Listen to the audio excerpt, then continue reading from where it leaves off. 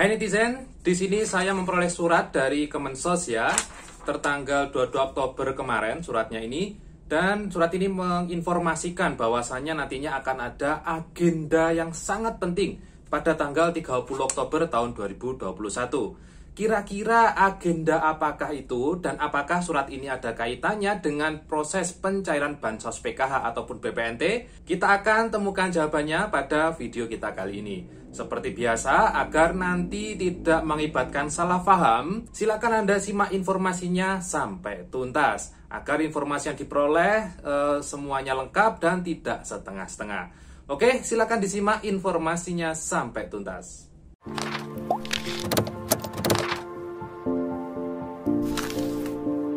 Assalamualaikum warahmatullahi wabarakatuh. Salam sejahtera bagi kita semuanya. Senang sekali saya Haris bisa berjumpa dengan Anda semua masih di channel YouTube Hariska Vlog Playlist Info Bansos. Bagi Anda semua yang selalu memperhatikan informasi di channel ini, seperti biasa saya doakan mudah-mudahan Anda tetap diberi panjang umur, mudah rezeki, kemudahan dalam menjalankan aktivitas, dan tentunya semoga semuanya selalu sehat. Berikutnya bagi yang baru bergabung di channel ini, saya ucapkan selamat datang dan mari turut mendukung channel ini untuk terus berkembang dengan diklik subscribe bagi yang belum, dan silakan juga untuk dibantu dibagikan atau di-share video ini di media sosial Anda semua, baik di kerabat, di grup, di Facebook, dan lain sebagainya. Baik, tanpa panjang lebar, saatnya kita akan masuk ke dalam topik pembahasan kita kali ini.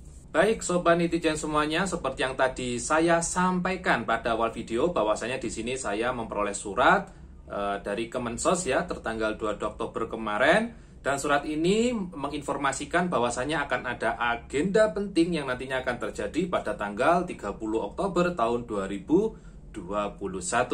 Kira-kira agenda itu apa? Apakah ada kaitannya terkait pencairan PKH yang hingga saat ini bansosnya kok masih saja belum cair begitu ya?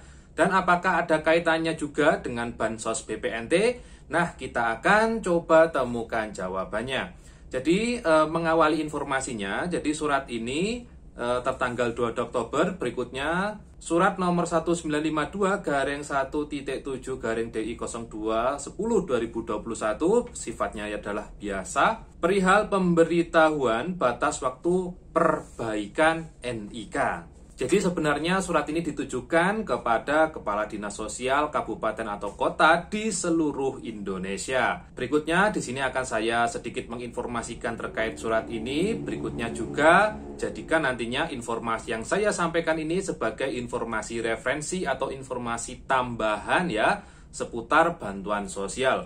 Pada intinya surat ini menyatakan bahwasannya besok tanggal 30 Oktober pukul 23.59 WIB atau 30 Oktober tengah malam itu merupakan batas akhir untuk perbaikan NIK dari penerima bansos, baik bansos PKH, BPNT, dan lain sebagainya, atau perbaikan NIK bagi mereka-mereka yang terdata di dalam data DTKS atau data terpadu kesejahteraan sosial. Informasi selanjutnya yakni apabila hingga batas waktu yang ditentukan yakni tanggal 30 Oktober jam 23.59 WIB di sana masih terdapat data yang tidak padan dengan data Ditjen Kependudukan dan Pencatatan Sipil atau Dukcapil, maka nantinya pada tanggal 31 Oktober data tersebut akan dikeluarkan dari SK penetapan DTKS. Alias nama tersebut nantinya akan dikeluarkan dari kepesertaan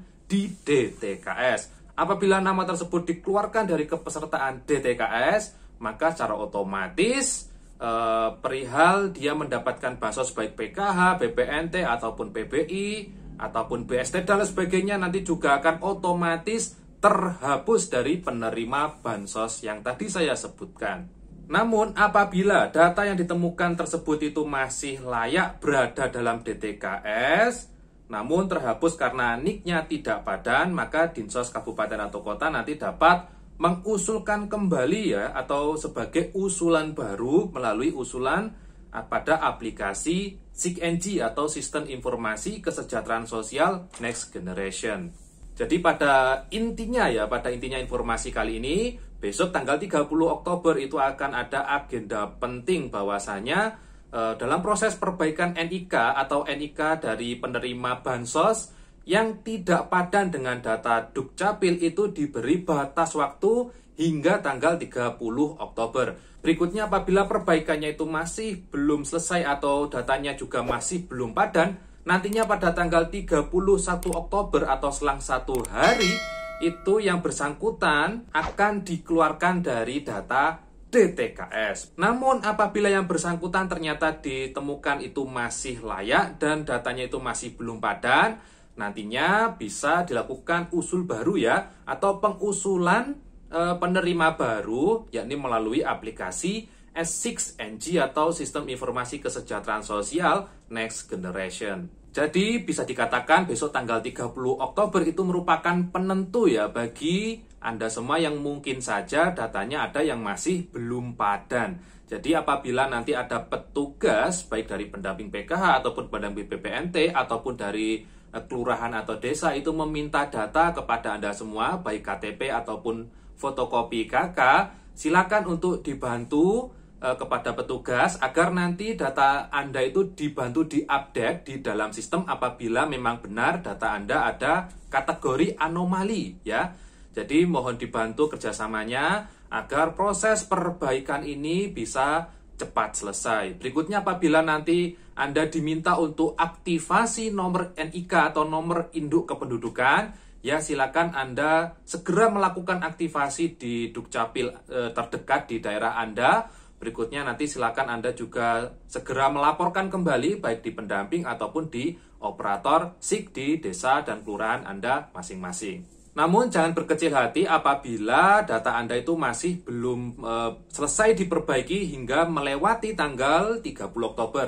Karena di sana pada surat tersebut juga dinyatakan bahwasannya nantinya akan dilakukan proses usul baru ya di dalam sistem SIK. Artinya mungkin data Anda yang kemarin belum padan atau anomali itu terhapus di DTKS, berikutnya Anda juga bisa diusulkan baru di dalam sistem data DTKS. Dan ketika usul baru ini Anda juga berkesempatan juga untuk mendapatkan bantuan sosial baik PKH, BPNT, dan lain sebagainya.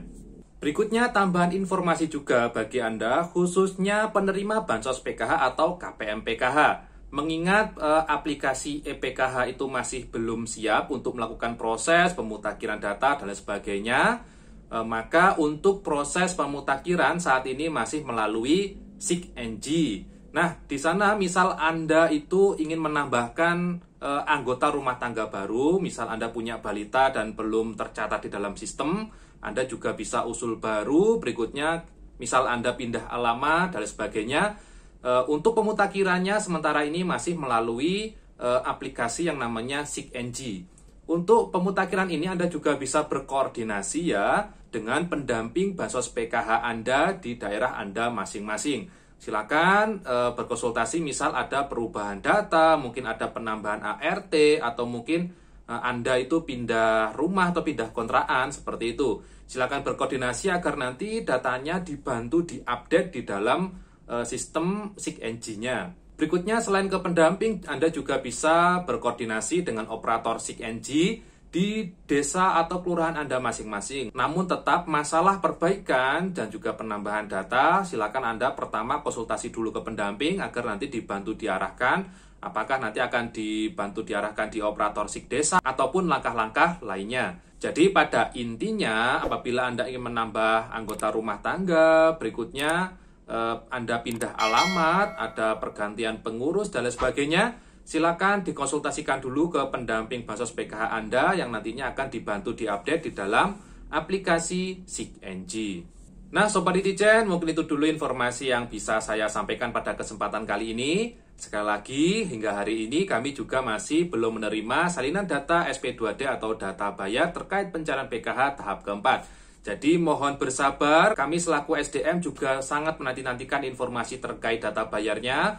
Mohon doa dan dukungannya, mudah-mudahan untuk proses pencairan PKH tahap keempat segera disalurkan. Amin, amin, ya robbal alamin. Baik, bertemu lagi dengan saya Haris di video saya selanjutnya. Mohon maaf kalau ada kesalahan kata dan ucap, dan wassalamualaikum warahmatullahi wabarakatuh.